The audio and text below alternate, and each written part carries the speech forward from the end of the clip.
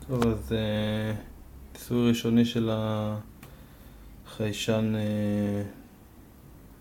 קרבה אשראי. שאתם רואים הוא קצת יותר מדי גדול ממה שציפיתי שהוא יהיה, אבל נראה איך נדחוף אותו לתוך המכונה. יש פה נורית חיווי אדומה שאומרת שהרילי מקבל מתח, וירוקה שאומרת שהוא לא ממותג. תראו שאני אקרב את הידית לחיישן. המנורה הירוקה אמורה לכבות. אני נכבתה. שהמרחק הוא קצת קצר. כרגע אני רואה שזה משהו כמו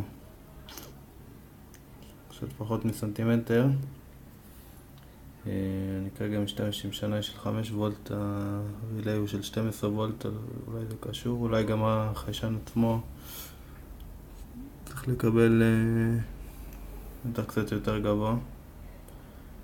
אבל בגדול זה עובד, נראה, נתחיל לשחק עם זה קצת.